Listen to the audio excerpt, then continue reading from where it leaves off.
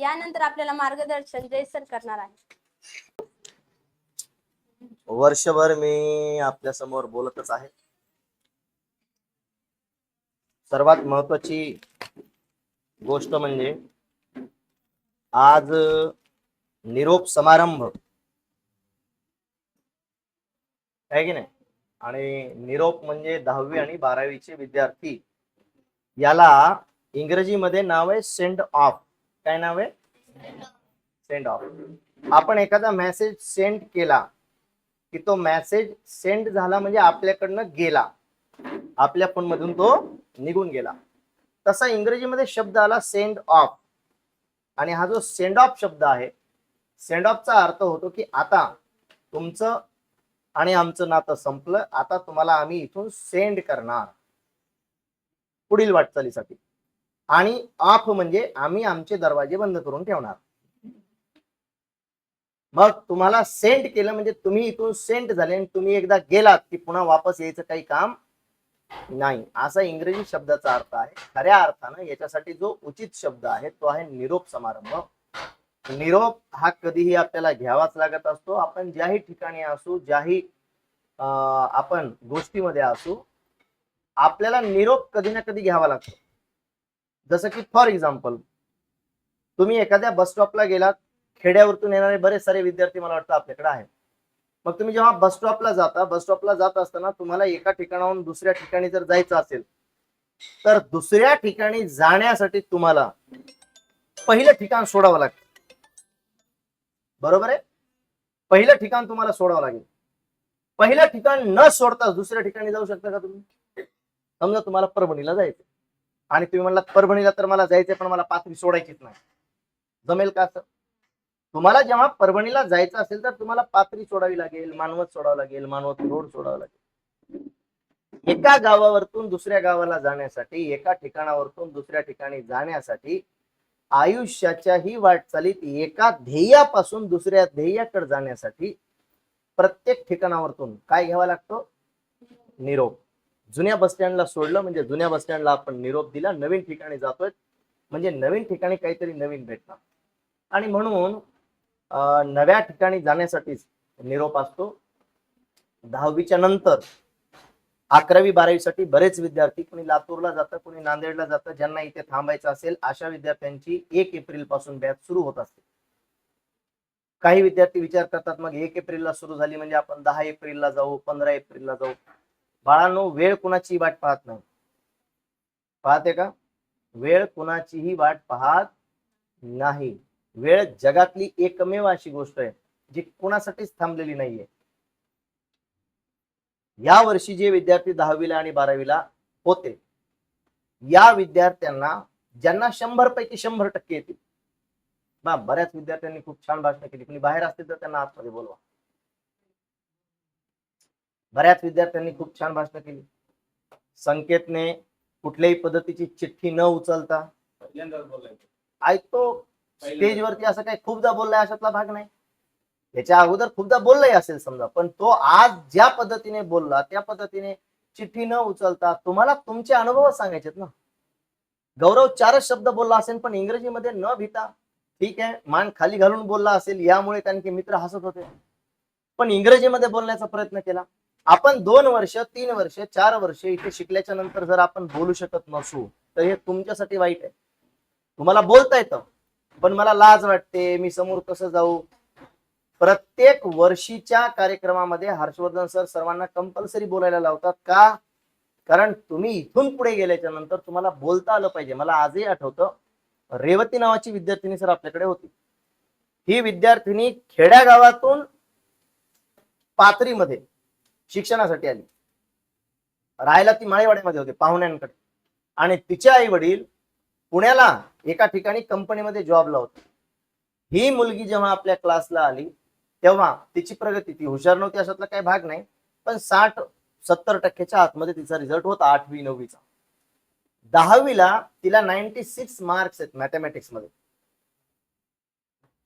96 mark आहेत. त्यापैकी 2 मार्काचं तिचं फक्त चुकलंय, म्हणजे तिला ऍक्च्युली 98 मार्क आहेत आणि 2 मार्क समजा तिचे प्रॅक्टिकल मध्ये तिला कमी पडले होते. 98 मार्क त्या लेकराला. प्रॅक्टिकलचे जर 2 मार्क आपण पकडले तर तिला 98 मार्क आहेत, 2 मार्क फक्त चुकले.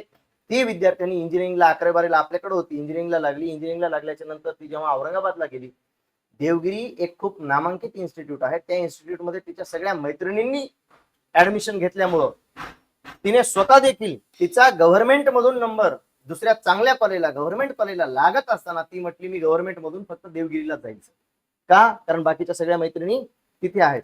मग देवगिरी कॉलेजला तिने ऍडमिशन घेतलं आणि पहिल्याच सेमिस्टर मध्ये, पहिल्या वर्षामध्ये ती फर्स्ट सेमिस्टर मध्ये टॉपर आली. सेकंड सेमिस्टरला पुन्हा ती टॉपर आली आणि पहिल्या वर्षामधल्या दोन्ही सत्रामध्ये ती टॉपर येऊन ज्या फर्स्ट इयरच्या सगळ्या ब्रांचेस असतात, वेगवेगळ्या ब्रांचेस असतात, कदाचित ज्यांना माहिती आहे त्यांना माहिती असेल, इलेक्ट्रॉनिक्स असते, इलेक्ट्रिकल असते, इन्फॉर्मेशन अँड टेक्नॉलॉजी असते, कम्प्युटर असते, अशा 2000 विद्यार्थ्यांमधून ती टॉप आली. आणि मग जेव्हा तिचा सत्कार ठेवण्यात आला, तेव्हा सत्कार ठेवल्याच्या नंतर तिनं भाषण केलं. त्या भाषणामध्ये आपल्या क्लासचं नाव तिने तिथं घेतलं देवगिरीमध्ये. त्याचा व्हिडिओ तिने मला पाठवला. ते व्हिडिओ पाठवल्यानंतर तिने जेव्हा मला फोन केला, म्हणे सर, अगोदर तर आपल्या क्लासमुळे माझी एवढी प्रगती झाली, नंबर 1 पहिला मुद्दा. आणि दुसरा मुद्दा की या प्रगतीच्याही पलीकडे महत्वाची जी बाब आहे ती बाब म्हणजे ही की मी स्टेजवरती जाण्याच्या अगोदर मला 100 वेळा डोक्यामध्ये हा विचार आला की मी स्टेजवरती जाऊन बोलू शकेल का. पण कित्येक तरी कार्यक्रमामध्ये हर्षवर्धन सरांनी जबरदस्ती स्टेजवरती जे बोलायला सांगितलं होतं, त्यामुळं आज मला 2000 पालकांसमोर आणि विद्यार्थ्यांसमोर बोलताना भीती वाटली नाही. खरंच द जयवर्धन क्लासेस असतील किंवा द व्हिजन अकॅडमी असेल, त्या कालखंडात आपलं नाव द व्हिजन होतं. तर ती म्हटली की द व्हिजन अकॅडमीने आम्हाला काय दिलं हे आज इथं आल्यानंतर कळत असत. म्हणून बाळांनो, तुम्ही आणखी खूप लहान आहेत, कदाचित तुम्हाला ही समज येण्यामध्ये बराच वेळ जाईल की तुमच्यासाठी क्लासनं काय केलंय, तुमच्यामध्ये काय निर्माण करण्याचा प्रयत्न केला आम्ही, तुमचा सर्वांगीण विकास कसा व्हावा यासाठी बऱ्याच गोष्टी करण्यासाठी आम्ही वेगवेगळ्या पद्धतीने त्याचा वापर करत असतो. लाईव्हच्या क्लासला तुम्ही जर 2-4 दिवसापूर्वी कदाचित असाल तर I told in that class की we care for you in our strange ways. इंग्रजीमध्ये खूप छान एक थॉट आहे. वी म्हणजे आम्ही, केअर फॉर यू तुमची खूप काळजी घेतो, इन आवर स्ट्रेंज वेज आमच्या पागलपणाच्या स्वरूपांमध्ये, वेड्या पद्धतीने. कधीतरी राग आल्यानंतर होऊ शकतं की मी प्रचंड मारतही असेल विद्यार्थ्यांना, आहे की नाही. घरच्यांना अगोदर फोन करतो की तुमचं बाळ जरा चुकीचं वागतोय आणि घरचे म्हणतात मग त्याला द्या तंबी, आणि मग तंबीमध्ये आपण चांगलीच हंबी करून टाकतो विद्यार्थ्याची बऱ्याच वेळा, आहे की नाही. मारतोय, पण का मारतो मग आपण, आपल्याला काहीतरी बदल करायचा असतो. बऱ्याच वेळा आपण एखादी गोष्ट आपल्याला आवडल्यानंतर त्याचं कौतुकही करतो. आपण आपल्याच पद्धतीने, वेगवेगळ्या पद्धती असतील, वेगवेगळ्या स्ट्रॅटेजी असतील, पहा सबक शिकवण्याची जी पद्धत असते त्या प्रत्येक ठिकाणच्या वेगवेगळ्या असतील. वेगवेगळ्या पद्धतीने वेगवेगळे कोचिंग क्लासेस तुम्हाला शिकवत असतील की कशा पद्धतीने तुमचा सुधार झाला पाहिजे. सगळेच क्लासेस जगातले, मी म्हणतोय सगळेच कोचिंग क्लासेस चांगल्याच पद्धतीने शिकवण्याचा प्रयत्न करत असतात. हा, आपण आपल्याकडे याच्यासोबत विद्यार्थ्यांमध्ये संस्कार कसे झाले पाहिजे, विद्यार्थ्याने रॉंग डायरेक्शन मध्ये न जाता राईट डायरेक्शन मध्ये कसं गेलं पाहिजे याच्या संदर्भात थोडी जास्त शिकवणं असेल. एवढा एक फरक बाकीच्या क्लासमध्ये आणि आपल्या क्लासमध्ये एवढा असू शकतो. बाकी शिकवण्याच्या माध्यमांमध्ये सगळ्याच क्लासेसमध्ये छान शिकवत असतात, एवढं लक्षात ठेवा. हा, शिकवण्याची लेवल ऑफ टीचिंग सर्वांची वेगवेगळी असू शकते. कोणाचं शिकवलेलं खूप जास्त कळत असेल, कोणाचं शिकवलेलं कमी कळत असेल, हा भाग वेगळा असू शकतो प्रत्येक क्लासमध्ये. पण जवळपास सगळेच आपल्या विद्यार्थ्यांची काळजी घेत असतात. मी नेहमी म्हणतो we care for you in our strange ways. आम्ही आमच्या वेगवेगळ्या पागल पद्धतींनी तुमची काळजी घेत असू. Perhaps you will never know, perhaps we will never show. कदाचित तुम्हाला कधीच कळणार नाही आणि कदाचित आम्ही कधीच दाखवणार नाही. म्हणून तुमच्या घरचे तुमची बाळांनो जेवढी काळजी करतात तेवढीच काळजी करण्याचा प्रयत्न आम्ही करत असतो. मी नेहमी तुम्हाला सांगितलंय की तुम्ही क्लासमध्ये आल्याच्या नंतर बरेच कोचिंग क्लासेसवाले भाषण ठोकताना म्हणतात की आम्ही तुमच्या बापासारखं काम केलं. नाही, मी नेहमी म्हणतो आम्ही तुमची आई बनण्याचा प्रयत्न केला, नेहमीच केला. मी असेल, हर सर असतील, पूजा मॅडम असतील, सोनिया मॅडम असतील, अगदी आपले अवचार सर असतील, आम्ही बाप बनून बापासारखं नाही वागायचा प्रयत्न केला. आम्ही प्रयत्न केला की आम्ही तुमची आई कसं बनवू. आई जसं लेकराच्या प्रत्येक चुकीला पोटात घेऊन त्याला सुधारण्याचा नेहमी प्रयत्न करत असते, तेवढंच प्रचंड प्रेम आम्ही तुमच्यावरती करण्याचा प्रयत्न केला. 11वी 12वी हे दोन तुमच्या आयुष्यातले खूप महत्वाचे टप्पे होते. ज्या लेकरांचे झाले 202% बाळांनो, 202% तुमचा रिझल्ट छान येईल, खूप छान पद्धतीने रिझल्ट येईल, याच्यामध्ये काही दुमत नाही. ज्या विद्यार्थ्यांचे जेईचे रिझल्ट आलेत अतिउत्तम, ज्यांचे आले नाहीत येतील, सीईटीचे रिझल्ट येतील, नीटचा पेपर बाकी आहे, तुमचा नीटचा रिझल्ट येईल. सर्वांनी छान पद्धतीने अभ्यास करण्याचा प्रयत्न करायचा आहे. व्यवस्थित पद्धतीने इथून पुढची जी वाटचाल तुमची आहे, 10वी नंतर जे विद्यार्थी बाहेर जाऊ इच्छितात बाहेर जा, काही नाही बाळांनो, कुठेही जा, जिथे जाण्याची इच्छा आहे तिथे जा, फक्त छान अभ्यास करा. कुठेही जा, जिथे जाल तिथे जा, तिथून आमच्या संपर्कात राहा. मी अशातच माझ्याकडे परभणीला एक सर राहतात, ते माझे गुरु आहेत. आणि माझे गुरु असताना ते एका दिवशी सहज मला भेटायला आले. त्या दिवशी मला 10वीच्या मुलीवरती होत्या. मी 10वीच्या मुलींसमोर 9वीच्या मुलींना बोलवून 9वीच्या मुलींना ते उदाहरण देखील दिलं. माझे शिक्षक त्यांच्या मुलाला घेऊन माझ्याकडे आले. काल रात्री सुद्धा मला त्यांचा फोन आला होता. बरोबर मॅडम, काल रात्री फोन आला होता, सर पुढच्या संडेला परत आम्ही एकदा यावं का, मुलाची इच्छा आहे की तुम्हाला परत एकदा भेटून, तुमच्यासोबत भेटल्याच्या नंतर तो जवळपास महिना दीड महिना जेवढा कालखंड तो इथून गेल्यापासून झाला तेवढा तो खूप मोटिवेटेड राहिले, तर त्याची इच्छा आहे की पुन्हा सर एकदा आणखी तुमच्या भेटीला यावं का. मी म्हणलं सर कधी या, त्याची काही अडचण असेल तर ती त्याला मला फोनवरती सांगायला सांगा, मी त्याच्यावरती काय पर्याय काढायला येईल तो काढून देतो.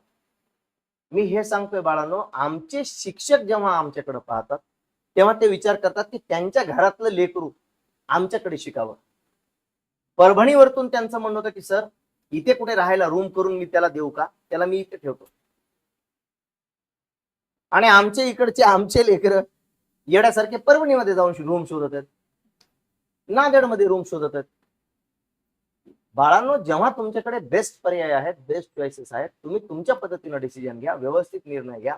पुढील 11वी 12वी साठी जे 10वीतून 11वी 12वीला जाणार आहेत अशा लेकरांनी आई वडिलांना आपल्याला कशा पद्धतीने याच 2 वर्षामध्ये एक चांगला रिझल्ट देता येईल आणि कशा पद्धतीने आई वडिलांचं नाव मोठं करता येईल याचा जास्तीत जास्त विचार करा. प्रत्येक व्यक्तीच्या आयुष्यामध्ये हा एक शेवटचा क्षण येतो की आपल्याला एका व्यक्तीला दुसऱ्या व्यक्तीसोबत अलविदा करावा लागतो, मग तो जीवनाच्या शेवटी का असेना. जसं की फॉर एक्झाम्पल पूजा मॅडम आणि मी, आमची जी जोडी आहे, कधीतरी मॅडम किंवा मी दोघांपैकी कोणीतरी अलविदा घेईल. असं नाही होणार दोघे एका दिवशी डायरेक्ट गुलूप उडाल्यासारखं, डायरेक्ट शाट झाल्यासारखं लाईट असं होणार, असं होईल का. नाही, दोघांपैकी कोणीतरी एक म्हातार झाल्यावर होईल किंवा जवानीमध्ये होईल, कुठल्या ना कुठल्या तरी दिवशी असं होईल की एकाला दुसऱ्यापासून काय घ्यावं लागेल, अलविदा. तसंच तुमच्या आणि माझ्या आयुष्यामध्ये लेकरांनो आपल्याला कधी ना कधी कुठे ना कुठे अलविदा घ्यावा लागत असतो.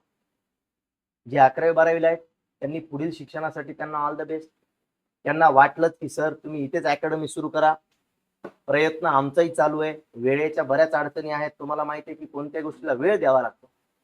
एवढा वेळ देण्यासाठी जर आपल्याला वेळ देता आला बाळांनो, तुमच्यासाठी आम्ही नक्कीच अकॅडमी, तुमच्यासाठी, मी परत एकदा रिपीट करतोय, आम्ही जर केली तर तुमच्यासाठीच करणार. म्हणजे बाहेरून येणारे विद्यार्थी कोणीतरी आपण घेऊन येऊ आणि मग त्यांना परत आपण शिकवू असं नाही बाळांनो. तुम्ही जर तुमची इच्छा असेल की सर आम्हाला बाहेर जाऊन आम्हाला आमचं होऊ शकणार नाही, तुम्ही इथेच तयारी करून घ्या, तर फक्त आणि फक्त तुमच्यासाठी आम्ही इथे सुरू करू. वेळ कसा काढायचा काढू, आहे की नाही. प्रत्येक माणसाच्या आयुष्यामध्ये 24 तास आहेत, त्या 24 तासातला आम्ही 24 तासाला 30 तासावर ढकलू. कसं, एका माणसाच्या जागी 2 माणसं कामाला लावू, 2च्या जागी 4 लावू, 4च्या जागी 8 लावू, पण तुमच्यासाठी आम्ही तो प्रयत्न करू. 11वी मधून जे 12वीत गेलेत, 12वी मधून जे आता बाहेर जाणार आहेत अशा लेकरांसाठी आम्ही नक्कीच प्रयत्न करू. जे 10वीतून 12वीला जातील, 11वीला जातील, या लेकरांनी देखील काळजी घ्या. आपल्या आयुष्यामध्ये खूप लोक, जसं की आताच मला वाटतं वैष्णवीने सांगितलं की वैष्णवी किंवा कोमलने, की बऱ्याच वेळा ज्या वाईट गोष्टी असतात तिथं आपल्याला बरं वाटतं, है की नाही. चांगल्या गोष्टी आपल्याला आवडत नाहीत, वाईट गोष्टी आपल्याला फार लवकर लवकर बऱ्या वाटतात. वाईट गोष्टीमध्ये माणसाला कोणतीही का गोष्ट वाईट असे ना त्याचा मोह लवकर वाटतो. तुम्ही पाहिलं असेल तुम्हा सर्वांना, तुम्ही आता मोठे झालात, तुम्हा सर्वांना माहिती असेल, जो दारू पिणारा माणूस असतो तो एखाद्या नवीन गावाला जाऊ द्या, दारूचा अड्डा कुठे आहे त्याला सांगायची गरज पडते का बाळांनो? तो बरोबर शोधत जाणार.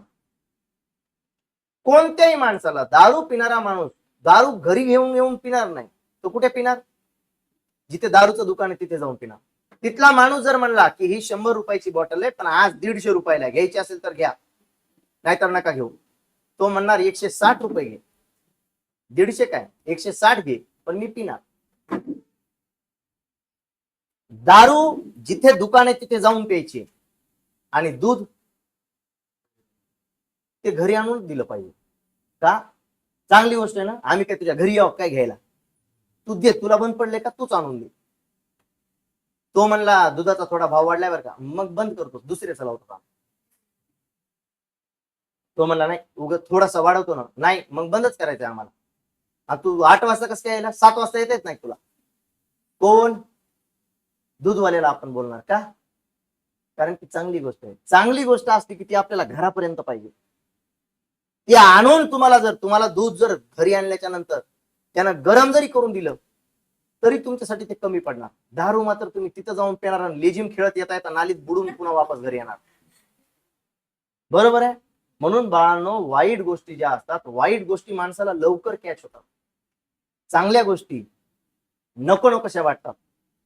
आणि इथं जी टीम बसली ना बाळांनो, ही सगळी ती फक्त तुमच्या चांगल्याचाच विचार करू शकते. कधीही कधीही तुम्ही इथून गेलात जरी, तुम्ही इथे असला जरी, तुम्ही एखादी वाईट गोष्ट केली आणि तुम्ही वाईट गोष्ट केल्याच्या नंतरही आमच्याकडे आला तरी आम्ही तुमच्या भल्याचाच विचार करणार आणि तुमचं चांगलं करण्यासाठीच प्रयत्न करणार आहे ध्यान में.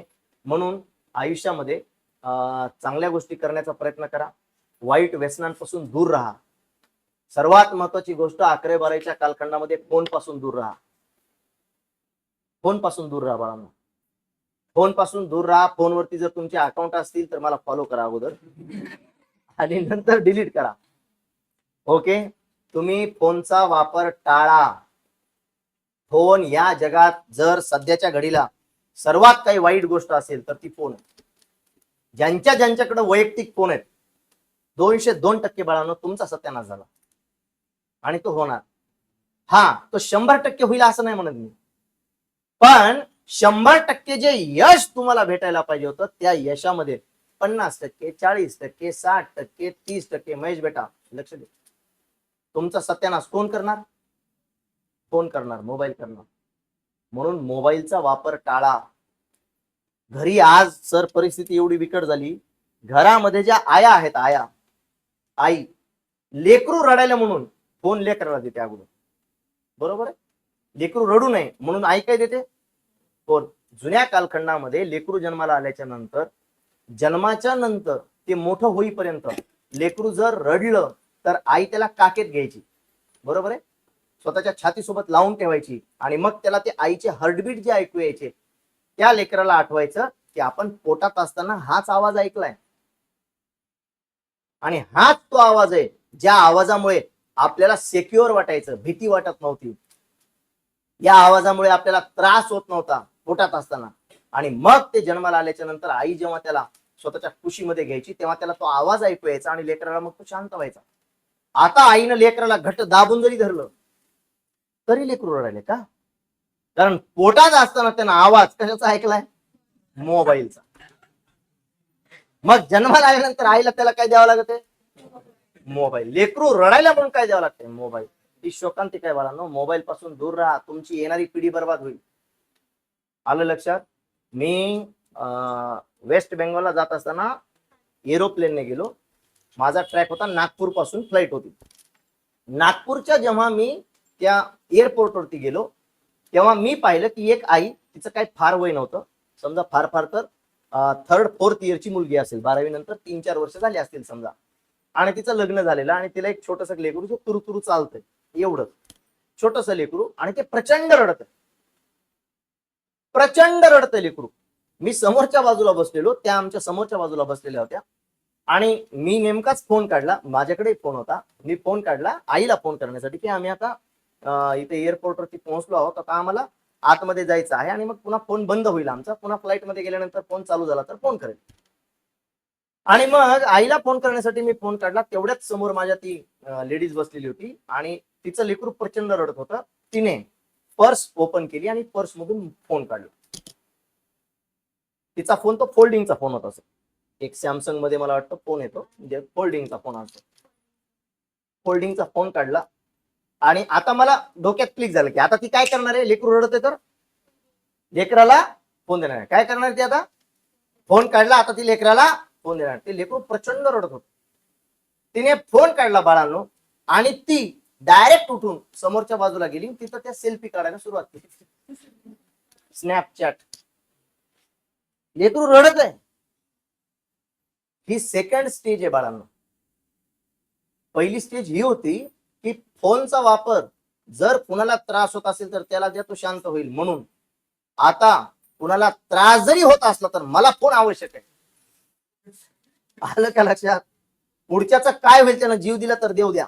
ती लेकरू रडून रडून घाय मुकून त्याचं काही का होईना, पण मला अगोदर स्नॅपचॅट वरती पटपट पटपट हे एअरपोर्ट वरचे फोटो काढून टाकावे लागतील. कारण की माझी फ्लाईट जर उडाली तर हे लेकरू तर फ्लाईट मध्ये रडण. पण फ्लाईट मध्ये फोटो घेतलेले एअरपोर्टवर कसे येतील. एअरपोर्टवरचे फोटो अगोदर घेणं गरजेचं आहे. म्हणून ही आई फोटो घेत होती. बाळांनो मी हे सांगतोय तुम्हाला की फोनचे एवढे डेंजर वापर आहेत. फोनचा वापर टाळा. तुम्ही जर 10वीच्या खाली असाल मग तर 100% टाळा. कसल्याही पद्धतीचे अकाउंट काढणे. एका लेकराचे 10 7 8 अकाउंट आहेत. फार लांबची गोष्ट नाही, माझ्या डोळ्यासमोर येते. 8 अकाउंट वेगवेगळ्या नावानं. काय आवश्यकता आहे बाळांनो. ज्या दिवशी तुमचा रिझल्ट 100 पैकी 100चा येईल त्या दिवशी तुमच्या मायबापाचा जेव्हा सत्कार होईल, आनंद नाही वाटणार तुम्हाला का. भर चौकामध्ये तुमचं स्वागत केलं पाहिजे. या तुमच्या लेकीनं तुमच्या लेकानं 10 अकाउंट काढले, या शाल श्रीफळ घेऊन जा. झाला एखाद्याचा सत्कार ह्या गोष्टीसाठी. म्हणून फोनचा वापर टाळा. पुढील आयुष्यामध्ये तुम्हाला चांगल्या पद्धतीने जर जगायचं असेल, चांगल्या पद्धतीने वागायचं असेल तर तुम्हाला काही बाबी पाळाव्या लागतील. काही तत्वांना तुमचे जीवन तत्व म्हणून तुम्ही आहे की नाही पाळण्याचा प्रयत्न करा. हर्षवर्धन सरांनी एक खूप छान थॉट इथं आपल्या इथं लावला होता. If you want to become a good person, choose some principles as principles of your life. जर तुम्हाला असं वाटत असेल की आयुष्यामध्ये आपल्याला एक चांगला मनुष्य व्हायचं आहे तर काही तत्वांना आयुष्याची तत्व म्हणून पाळा. जसं की फोनचा वापर टाळणे आयुष्याचं तत्व बनवून घ्या. जिथे काम आहे तिथेच वापर करा. जसं की मी प्रचंड अभ्यास करेल, घरच्यांचं नाव रोशन करेल, याला तत्व बनवून घ्या. या पद्धतीने अभ्यास करा. या पद्धतीने पुढील आयुष्यासाठी तुम्हाला खूप खूप शुभेच्छा. येत्या कालखंडात तुम्ही कुठेही गेलात तर तुम्ही आमच्या काळजामध्ये राहाल. तुम्ही आमच्या काळजाचे तुकडेच आहात, आहे की नाही. आणि म्हणून भविष्यामध्येही संपर्कात राहण्याचा प्रयत्न करा. अद्याप ज्या लेकरांची 10वी झाली आहे ते 11वी 12वीला इथेच थांबणार आहेत. बरेच सारे पुष्कळ ज्यांना जायचं आहे यांनी जा, संपर्कात राहा. दूर जाणारे लेकरं दूर गेल्यानंतर संपर्कात नाही राहिले त्यांचा रिझल्ट येणार नाही अशातला काही भाग नाही. पण आजपर्यंत जेवढे सर लेकरं मी माझ्या नजरेतून पुढे गेलेले पाहिजेत कुणाचाच रिझल्ट नाही आला. सत्यानाशच झाला. माझ्या संपर्कात जेवढे लेकर आतापर्यंत 10वीतून 12वीला बाहेर गेलेत, एक लेकर तुम्ही आणून शोधून मला दाखवायचं ज्यानं बाहेर जाऊन काहीतरी खूप चांगलं नाव कमवलं. आपल्या क्लासला थांबलेली लेकरं, ज्या लेकरांची परिस्थिती खूप विकट होती, जसं की आता आमच्या ओमानं सांगितलं की 8वीला आल्यानंतर मला लिहिता वाचत नव्हतं, सत्य परिस्थिती, तरी देखील ओमानं जी झेप घेतली आहे. मॅडमने हर्षवर्धन सर मॅडमने एका दिवशी मला संध्याकाळी मी झोपलेलो होतो आणि मला अचानक काहीतरी एखाद्या पिक्चर मध्ये चुडेल गिडेल काहीतरी हसली असा आवाज आला. ही सत्य परिस्थिती सांगतोय. आणि मला वाटलं की स्वप्नामध्ये आपल्याला काहीतरी भूत वगैरे दिसतोय आणि मी खडबडून उठलो, पाहतो तर मॅडम हसायला. मॅडमचं हसणं म्हणजे डेंजर, हसू लागल्या मॅडम एकदम. आणि मी एकदम भिलो आणि भिवून उठलो मी की हा काय प्रकार आहे म्हणलं. मॅडम हे काय हसताय तुम्ही. आव म्हणे तुम्ही उठा अगोदर. म्हणलं काय झालं. उठा तर म्हणे तुम्ही. म्हणलं सांगा काय झालं. मॅडमनं माझ्यासमोर पेपर दाखवले 10वी आणि मग चुडेल आणि भूताचा हसण्याचा आवाज सुरू झाला. बाळा मी हसायला लागलो जोर जोरात. मी म्हणलं अहो लेकर हे काय पेपर लिहायला लागलेत खरंच. त्यावेळेस प्रथम सत्राच्या जस्ट अगोदरचा हा सिनेरिओ आहे, त्याच्या अगोदरची ही परिस्थिती आहे. आणि मग या परिस्थितीमध्येच अचानक मॅडमने मला नंतरच्या कालखंडामध्ये ओमाचा एक पेपर दाखवला. मॅडम म्हणल्या की सर हा पेपर बघा. मी म्हणलं कुणाचा पेपर आहे? म्हणल्या ओमचा पेपर आहे. आणि मॅडमने तो पेपर दाखवल्यानंतर एवढं कौतुक केलं की पेपर किती उत्कृष्ट लिहिलाय हा. ओमपुरी. हा ओमपुरी दुसरे 10वीला आपल्याकडे ओम आहे नाही, पण 8वी 9वी मध्ये आहे.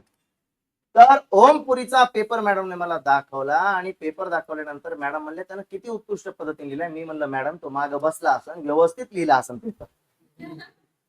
तो म्हणलं शार्प आहे. म्हणलं ते मस्त एकदम बाजूला काहीतरी कागद गिगद आपली वही काढली असं आणि पेपर लिहिला.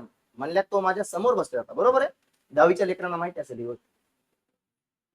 एक्झॅक्ट मॅडमच्या समोरच्या खुर्चीवरती बसून त्याने पेपर लिहिला होता. हा जो बदल आहे बाळांनो, 8वी पर्यंत न लिहिता येणे आणि 10वीला एकदम भरारी ही घेणे, हा बदल देखील इथं शक्य आहे. आणि म्हणून इथून पुढे तुम्हाला पंख फुटतील. 10वीच्या नंतर तुम्ही 11वी 12वीला कुठेही जाताल, पण जाऊन तिकडच्या नंतर पंख छाटून वापस पुन्हा कुठेतरी पडताना आणि आम्हाला कळन तेव्हा पुन्हा आम्हाला यावं लागेल. त्याच्यापेक्षा कुठंच पंख न छाटून घेता इथंच राहा. इथंच तुम्हाला आम्ही पायाला दोऱ्या बांधून उडवतो तर पुन्हा वापस खाली बोलून घेतो.